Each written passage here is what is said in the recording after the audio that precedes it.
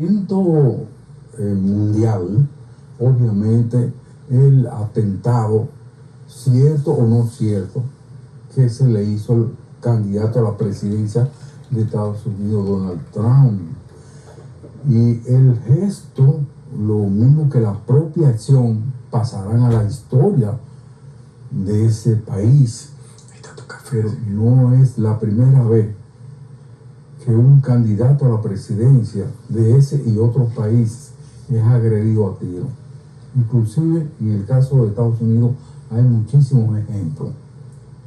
Algunos quedaron medianamente aclarados, como quizá la agresión a Abraham Lincoln en un teatro. Y en cierto modo, por ejemplo, la situación acontecida con John F. Kennedy, que ellos acusaron a un muchacho también que había vivido algunos meses en Rusia y ya por eso era un potencial candidato terrorista y como tal lo acusaron. Inclusive no le dieron chance ni que se defendiera. Y en un trayecto protegido, entre comillas, por la propia policía, un fulano ahí, amigo de la policía, lo asesina dentro de la oficina de la policía. Y eso se quedó así. En los otros países han habido muchos casos. Inclusive uno, José Donaldo Colosio, candidato a la presidencia también de su país, y lo asesinaron ante los ojos de todo el mundo de aquí a ahí. Entre otros y otros y otros, ¿no? Porque ese es el país que más presidentes suyos ha asesinado, Estados Unidos. Y entonces uno se pregunta, ¿y dónde está la protección? El grupo de Trump dice que ellos debieron haberle dado una protección, no se la dieron. Alguien llama la atención sobre esos francotiradores de la policía encima de las azoteas. Es un mitin de la democracia, de la gran nación de Norteamérica, tener que protegerlo a ese nivel. ¿Y qué hicieron esos señores francotiradores de la policía cuando el público, y hay ya demostración, hay testimonio, de que le avisaron que había un señor con un arma larga, frente a frente, a pocos metros de donde estaba el candidato Trump? Y ellos no hicieron nada. Si no hicieron nada, es que querían que sucediera lo que por poco sucede. Algunos han dicho que fue un montaje, que fue puro mercadeo, y que lo que Trump hizo así es lo que diríamos en el barrio: te picó una avispa, porque no es demostración de que por ahí rozó un tiro de verdad. Ahora, ¿cuál es el calibre del arma? ¿Cuál es el arma que portaba el alegado asesino que hizo lo que ellos dicen que hizo? ¿Quién es ese muchacho? ¿Cuál es su familia? ¿Cómo es posible que una persona en un sitio como ese tan multitudinario vaya y prácticamente lo ven, que hasta lo señalan con un arma larga y nadie hace nada, comenzando con la propia policía del Estado? Todas esas cosas caen dentro de un campo meramente especulativo. Y diría cualquier compañerito de estudio, el que disparó: pero todos le están dando mucho live en su cuenta. Es el modo vivendi de la democracia norteamericana y de los candidatos y la cosa. Alguien diría: ahora es que comienzan los trailers, para que nos hable a nosotros y nos edifique con relación a cuál él opina que fue lo que sucedió ahí.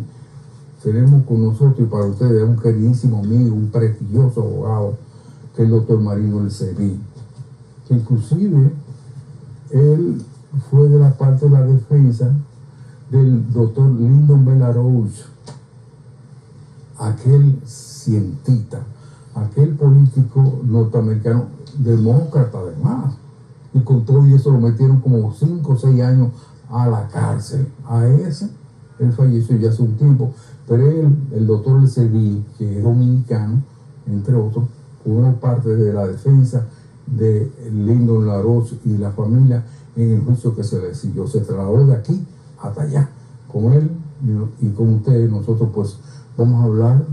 Bienvenido, doctor. Me alegro estar con ustedes. Tratar de entender qué es lo que está pasando en la gran nación del norte. Así es.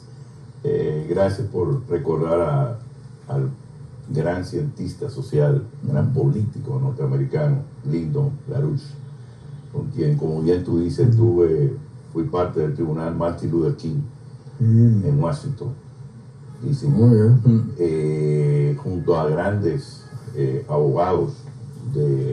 Fui el único abogado latinoamericano que estuvo allí.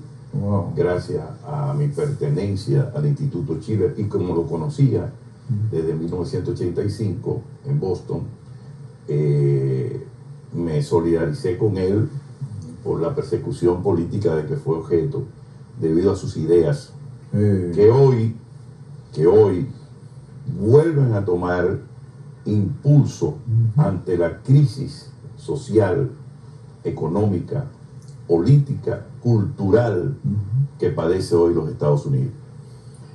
Hasta este atentado criminal en contra del presidente Donald Trump, donde salvó la vida milagrosamente, quizás gracias a Dios, para los que nosotros, como creyentes en algo sobrenatural y miramos hacia arriba, hacia el cielo, Donald Trump estuvo enfrentando una campaña política frente al presidente Joe Biden sobre el tema de la salud del presidente Joe Biden, si era apto o no apto para seguir las riendas de la gran nación norteamericana.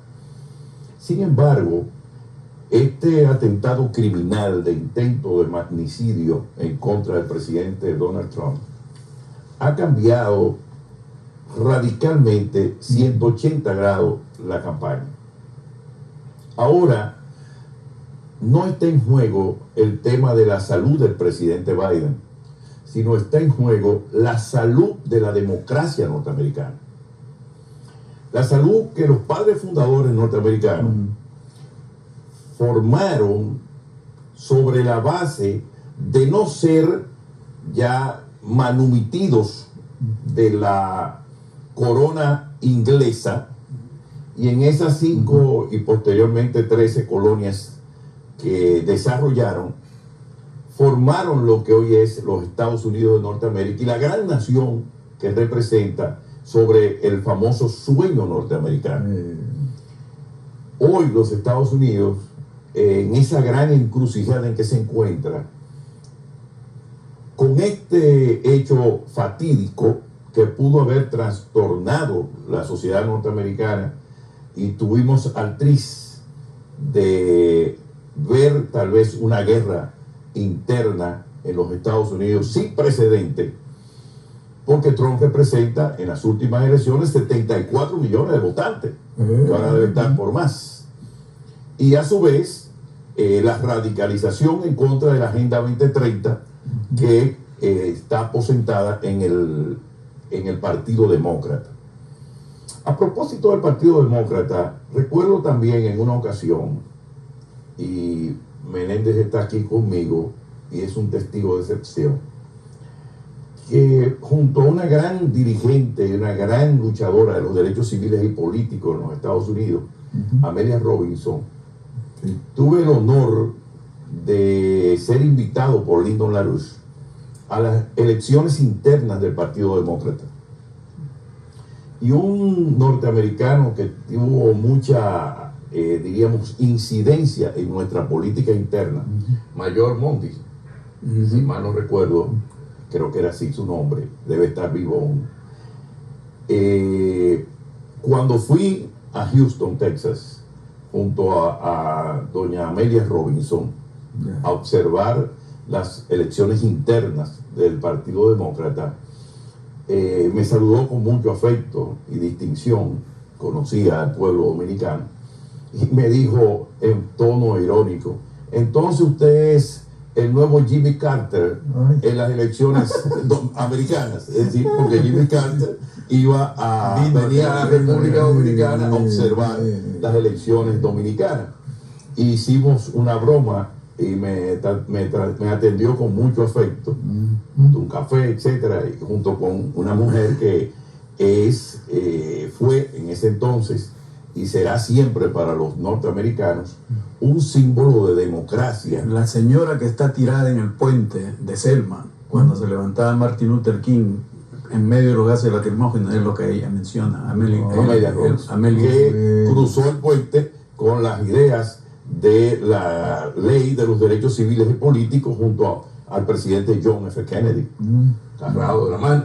Ahora, Marino, hay un punto que quisiera tocarte. Fue en el sentido de en el último debate entre Biden y Trump, el desfase total, mentalmente hablando, del presidente Biden, el presidente actual, que la pregunta que viene es, si ese señor está gobernando, ¿quiénes verdaderamente gobiernan los Estados Unidos? Porque él, desde el punto de vista mental, no puede estar gobernando. Entonces hablamos de esa capa burocrática que desde la época de Eisenhower, espérate para completar, del Estado profundo, de ese establishment, que te maneja presidente. ¿Cuál es tu opinión sobre eso? Mira, en los Estados Unidos el presidente es un símbolo y claro, tiene sus tareas, toma decisiones y se le consulta porque, por ejemplo, Joe Biden es un hombre de una experiencia vasta y de un conocimiento extremo, pero la edad traiciona y, como él decía, el tema no es entrar en el debate para una conversación fluida, sino el tema es tomar decisiones maduras, coherentes, etc. Por eso te decía al principio que lo que está en juego ahora en los Estados Unidos es el futuro de la democracia, la salud de la democracia norteamericana. ¿Por qué?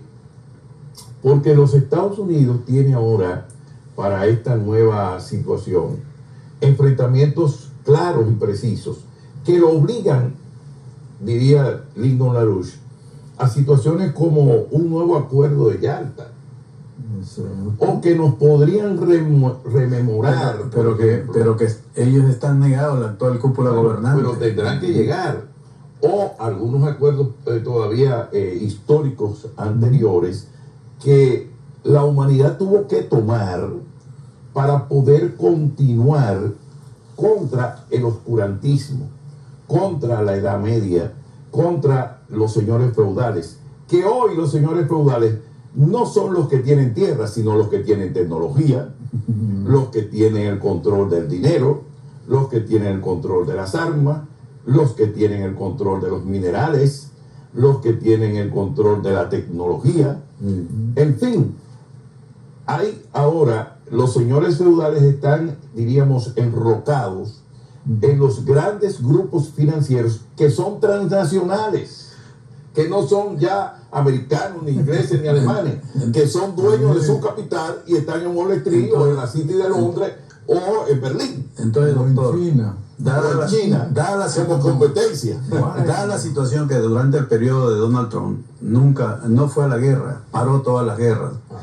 Y él ha estado él dijo así: el tema es que Ucrania no debería nunca debe pertenecer a la OTAN, porque es un punto que los rusos tienen razón y no debe ser así.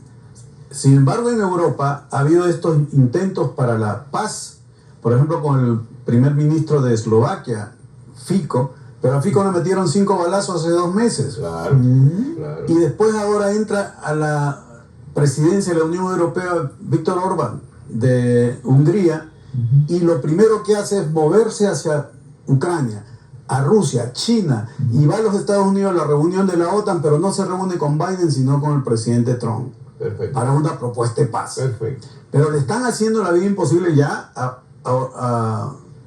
Fico, Le metieron 5 balazos, está vivo de milagro. Sí. Y ahora el atentado a 2 personas que están buscando la paz. ¿Cómo lees esa situación, Mira, Marino? si tú te pones a analizar históricamente, decía Lyndon LaRouche que la paz de Westfalia detuvo todas esas guerras intestinas religiosas que en el fondo estaban entremezcladas con las casas venecianas de préstamos y las quiebras de los préstamos commodity, que ahora le llaman, de esas casas que manejaban el dinero de aquellos señores feudales. Hoy el sistema económico mundial registra grandes desaciertos por los grandes problemas de préstamos internacionales que no pueden ser pagados. Bueno. Por ejemplo, hoy escuchaba yo, no sé si es cierto, porque tú sabes que a veces mandan informaciones que son desaprensivas. Hay que revisarlas siempre. Hay que revisarlas siempre, pero me atrevo a decir que es posible, por lo menos, el concepto de que el presidente Putin, Vladimir Putin, había dicho que era importante crear un nuevo orden internacional. Claro. Que era importante establecer nuevos términos de intercambios financieros, donde el concepto es, como dice el presidente chino, Xi Jinping, ganar, ganar. Ganar, ganar. Sobre la base de grandes inversiones de infraestructura y no sobre la base de vivir, diríamos, vegetativamente de los préstamos, de los, diríamos, intereses del dinero que usted tiene, y en forma vegetativa vivir de esos intereses sin grandes inversiones de capital para el desarrollo de la humanidad. Claro, claro. Entonces, el concepto de LaRouche siempre fue ese. Jorge, que es economista, puede corregirme. Sí. Una economía basamentada en la especulación, en los préstamos, en tú ir a un casino financiero que son los centros de Wall Street, de Londres, en fin, los mismos centros que tienen los asiáticos. Sí. Ir una economía en función de esa especulación financiera, tarde o temprano colapsa. Claro. Como colapsó, no muy lejos, en el 2008, ¿quién fue que rehabilitó la economía norteamericana? Los préstamos federales que hizo el gobierno norteamericano, pero no fue el sector privado. Y la maquinita gringa. No, Pero eso lo ordenó el gobierno. La deuda de Estados Unidos es de 34 billones. Una deuda de 34 billones de dólares. Incapaz de ser pagada. No solamente eso, ¿y a quién le debe? Pues le debe a los chinos, le debe a los asiáticos, le debe a los rusos. ¿Me entiendes? Le debe a la India, De más. le debe a Irán. Entonces, el tema es que, como decía LaRouche, si no hay un nuevo reordenamiento de la economía y unos nuevos términos de intercambios financieros, donde pudiéramos pensar que esos mercados emergentes asiáticos, el mismo mercado emergente latinoamericano, que fue descuidado, vale la corrección, que fue descuidado por el mercado norteamericano, y prefirieron invertir en China, prefirieron invertir en Japón, en Corea, para hacer sus carros, y no lo hicieron en México, no lo hicieron en Argentina, ni lo hicieron en Brasil. Claro. Por decirte unos países latinoamericanos diríamos, de alto impacto dentro de lo que es el desarrollo de los pueblos. Porque ellos no quieren saber nada de su patio trasero. No, porque les era más ¿qué barato. sucede? Porque él era más barato, porque allá era a $1 y aquí quizá era 3, Entonces, con la zona franca. Ya los chinos le están comiendo la naranja. Y este acuerdo importantísimo de los BRICS está enviando una potente señal en el plano político y en el plano económico. Ya se dice que el famosísimo señor dólar está casi al desaparecer. Eso no va a Eso desaparecer. lo vamos a tratar. Aquí está el economista. Eso no va a desaparecer. Lo que pueden haber son nuevos términos de intercambio financiero, donde el dólar juega un papel estelar, como también Sano, un papel sano, diríamos. Sí, pero sobre todo, tú que eres economista, donde el dólar, el euro, el yen y esas monedas extranjeras de países en vía de desarrollo y de gran desarrollo y de gran población, por ejemplo como la India, que es un mercado emergente, que tendrán que tener otros términos de intercambio para ellos favorecerse y favorecer a su pueblo. El gran problema es que a Estados Unidos no le gusta ese tipo de juego. A ellos les gusta su juego, porque ellos son los dueños del bate, la pelota, el catcher y umpire además. Esto luego lo siguiente mensaje. Estamos a la vuelta del mundo de un nuevo comportamiento. Ya inclusive los países africanos, que es todo un gran continente, la han enrotrado a la Unión Europea y el resto del mundo capitalista, que el colonialismo, esto por aquel Colón y Fontana Rosa, que vino por aquí y que descubrió esto, que esto existía, no descubrió nada. Ellos se han agrupado y están atrincherados un grupo que dicen que es económico, pero tiene otra vertiente también. El que toca a uno va a tocar al otro. Y cuando usted ve, por ejemplo, que el jefe de la India tiene 1.400 millones de habitantes, va y se reúne con Putin allí en Rusia, está enviando una potente señal.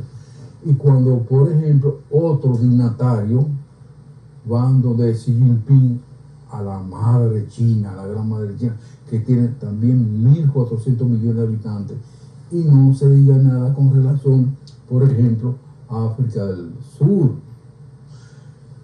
que otro gran potente y propulsor del BRICS, entre otros, agregando esta parte del mundo, Brasil, etc. El hecho de que cuando tú ves que toda esa gente se atrinchera, y dice, si tocan a uno, tocan a los otros. En el aspecto militar, no lo han dicho comúnmente así, pero dicen que la agresión a uno equivale a la agresión a otro. Y en el aspecto de la economía, y una resolución de la ONU, que yo le enseñaba esta mañana, profesor Meléndez, que no se ha divulgado tanto, reciente, la PESA, la misma ONU, la que no sirve para nada, pero hizo esto, que ya se le acabó a Estados Unidos ser el policía del mundo. Estados Unidos puede estar imponiendo multas y cosas y sanciones por el estilo, inclusive a países que no tienen ni siquiera relaciones con ellos, como es el caso, por ejemplo, de Cuba y Venezuela.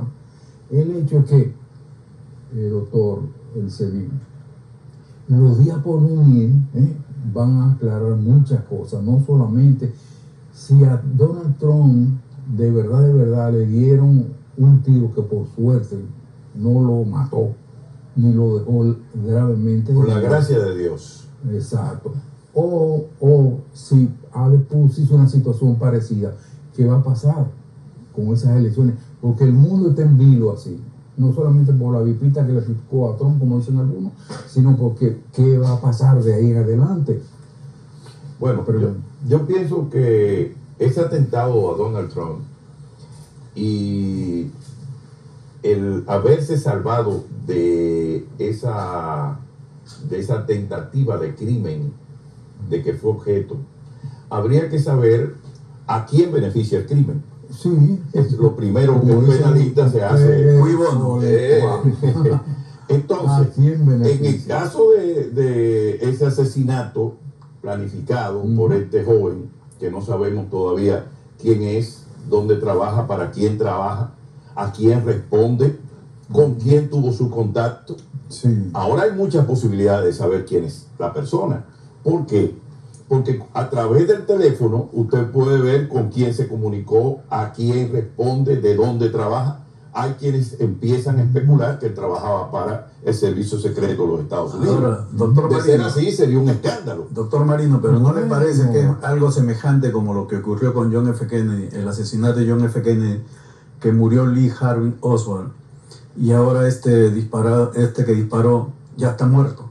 fíjate, no pudieron hay- haberlo detenido. hay una situación todavía más grave. Dicen los juristas, el muerto no habla. Exactamente. Ahorita Valde que Y después crearon una comisión, Después de muerto hablan más. una comisión Warren que nunca investigó nada, No, y más bien se dedicó a tapar. Ellos investigaron todo, lo que pasa es que no se puede Taparon publicar. todo. Lo que importa es la verdad de ellos. Mira. Putin dijo ahora, en estos días, que va a hablar sobre las dos torres gemelas. Putin, si siguen embromando. Bueno, el punto básico es que la presencia en la vida política de Donald Trump podría equilibrar al mundo y sacarlo de la guerra. Exacto. La presencia de Donald Trump, fíjate que acaba de elegir un vicepresidente de Ohio, Ajá.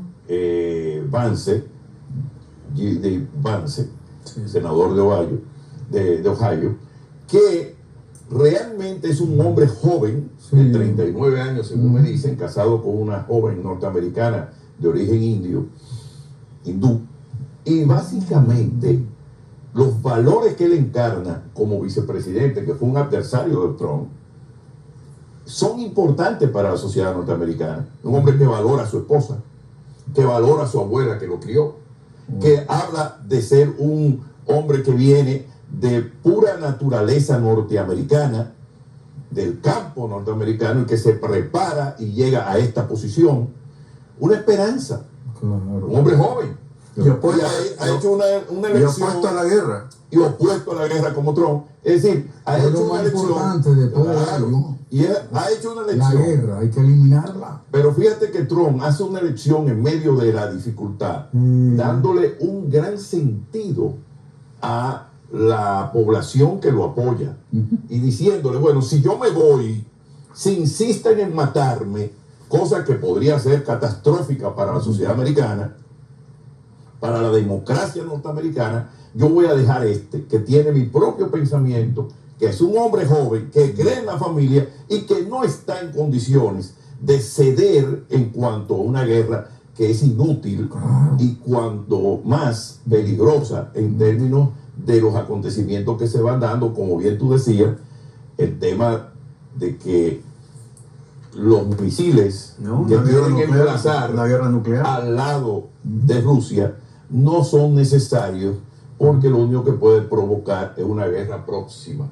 Una guerra próxima, como le llaman ahora, Sí. próxima a Rusia, ya que lo mismo pasó con el presidente Kennedy cuando retiraron de Cuba los misiles que estaban próximos a las fronteras, a 80 y pico de millas de territorio norteamericano en Cuba. Entonces, eso y lo que estaba en Turquía se retiró a cambio de la paz en Cuba. Ahora, ¿qué también puede suceder en este entorno? Mira, los latinoamericanos tenemos que pensar en función de los norteamericanos, porque ellos son los que están cerca geográficamente de nosotros. El presidente McKinley en 1901 fue asesinado.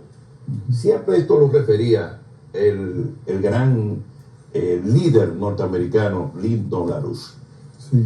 Pero el presidente McKinley consiguió a través del cuerpo de ingenieros de las Fuerzas Armadas norteamericanas el gran desarrollo de comunicación férrea y terrestre, no solamente en los Estados Unidos, sino también a través de Alaska con Rusia, a través del Pacífico con el continente latinoamericano.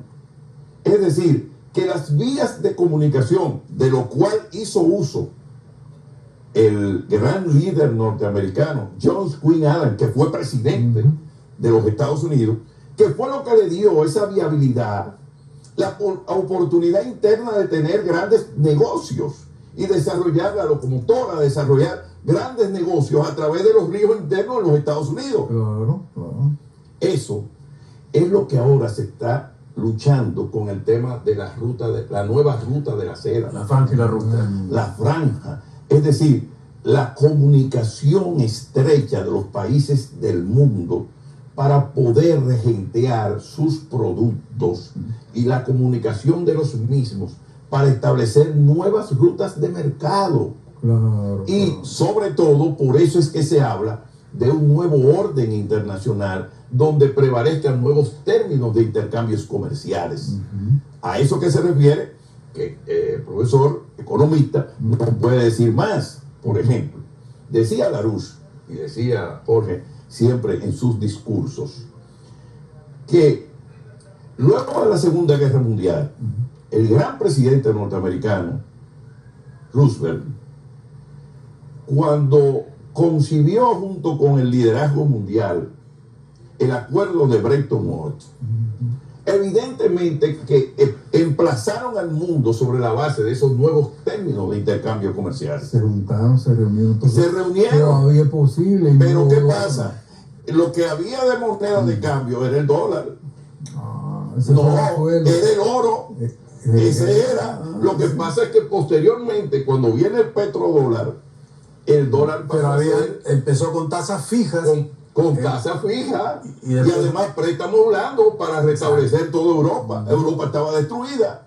Si no hay esos cuartos gratis que le dieron a los europeos, ellos no tuvieran ni una iglesia de esa Y levantada. también cogió algo a Berlín América. estuvo totalmente destruido y usted va ahora a Berlín y la encuentra totalmente renovada. Mira donde se celebraron incluso los juegos. Y a partir del de fútbol. 72 es que rompen esas tasas fijas y se la vuelven tasas flotantes y es la desgracia que El tenemos. petrodólar, a partir del 72, el dólar pasó a ser, y como tú bien dices, la maquinita del dólar pasó a ser los términos de intercambio comerciales para la Totalmente economía. perjudicial. Usted me corrige. No tengo que corregirle nada, De hecho, doctor. es que esas son las confrontaciones, esos son los choques, esas son la guerra, esos son los abusos, las incursiones de Estados Unidos, como siempre.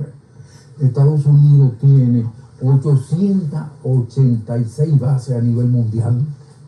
Y es tan grande el miedo de los norteamericanos. Sí, pero los otros también tienen base. Pero no- porque los Estados Unidos no no, está- es que la tienen ellos solos. No está- pero los otros se defienden y tienen su base. Y los Estados Unidos tienen que defenderse. No es un tema. Lo que pasa es que la luz decía con mucha razón. Fíjate que hay otra cosa que quizás Sí.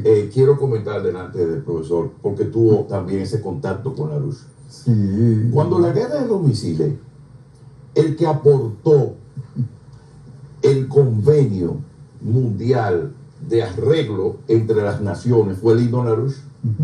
Y sobre esa base hubo una disuasión en cuanto al el armamentismo. ¿Tú recuerdas eso?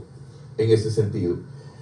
El tema no es de geopolítica, el tema es ahora de convivencia.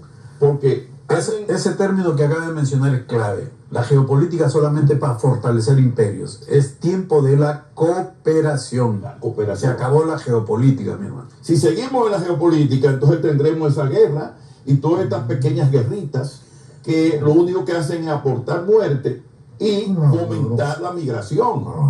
Porque la gente en Europa dice, bueno, pero que hay demasiados africanos aquí en Europa. Bueno, ¿y qué hacen ustedes en los pueblos de ellos para que yo tenga que venir para acá? Destruyendo- Inviertan allá, Exacto. hagan su inversión. Exacto. Pero no, quieren el uranio gratis, se lo quitan a Francia, se lo dan al otro, con una guerra geopolítica, cambian los gobiernos para el beneficio de ellos. Correcto. Ahora, eso yo creo que va a tener una gran solución. Donald Trump va a ser el próximo presidente norteamericano y la guerra se va a acabar. ¿Por qué? Porque tanto él como el vicepresidente Vance tienen un concepto de nación que va a hacer prevalecer de nuevo la nación norteamericana, como fue el sueño de sus padres fundadores, Claro. el sueño de Lincoln, el sueño de Washington, el sueño de John Quincy Adams y el sueño de los grandes norteamericanos que hicieron de ese pueblo, de esa nación, romper con la nobleza, romper con los condes, con los reyes, con los príncipes, y forjaron lo que es la democracia, que aunque imperfecta es mejor que el concepto de la Edad Media, el concepto del oscurantismo, que los hombres y mujeres en definitiva eran dueños de reyes, condes y todo ese tipo de linaje que lo único que ha servido simple y llanamente durante todos esos años de oscurantismo para que el hombre fuese realmente un esclavo de otros hombres. Claro, claro. El hecho es que, en fin, y ya estamos casi concluyendo, todo lo que uno está observando en estos días está supeditado a lo que pueda acontecer en esas elecciones de ahora, de noviembre. ¿Qué pasa si el que gana es el otro? O sea, Biden se queda. Bueno, seguirá la guerra. Estaremos frente a una situación sumamente difícil en términos económicos. Vendrá una lucha extraordinaria frente a lo que es el nuevo orden internacional, la lucha de los países del BRIC. Y ojalá que si gana el presidente Biden, que es un hombre decente, un hombre, fíjate cómo llamó inmediatamente al presidente Trump y se solidarizó con él y le hizo un gran saludo a su familia y le dio gracias a Dios porque estaba vivo. ¿Qué es lo que tiene que suceder en la sociedad norteamericana?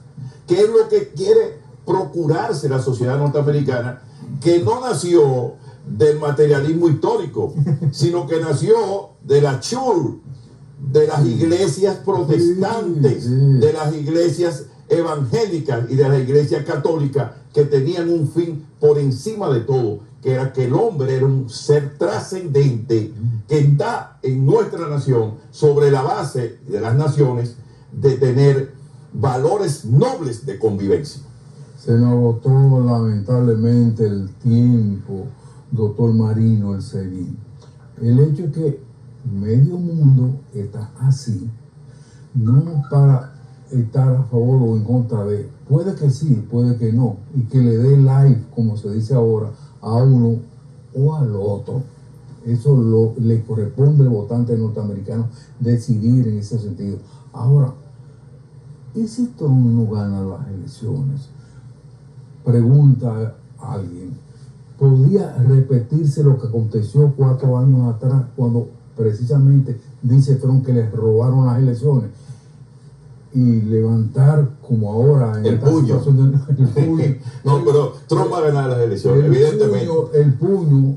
Lo dice hasta el New York Times, que es un cuadro del Partido Demócrata. Claro, que a propósito, entre otros tantos medios, tanto norteamericanos como de otros puntos del mundo, le han dicho a Biden que se haga a un lado. Yo creo que es muy tarde ya.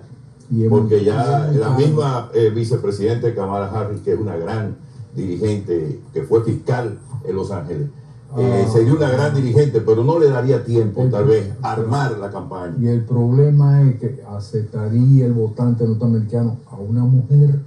Es posible. Ya Hillary Clinton fue candidata.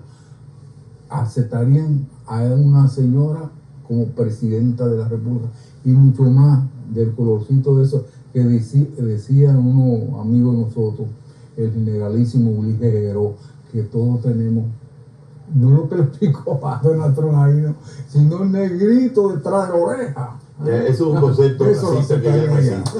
En Estados Unidos no existe eso. Gracias, doctor Manuel Sevilla, bonita exposición. A usted mismo puede ser en otro carácter. Y prepárate para Donald Trump, que va a ser presidente de los Estados Unidos.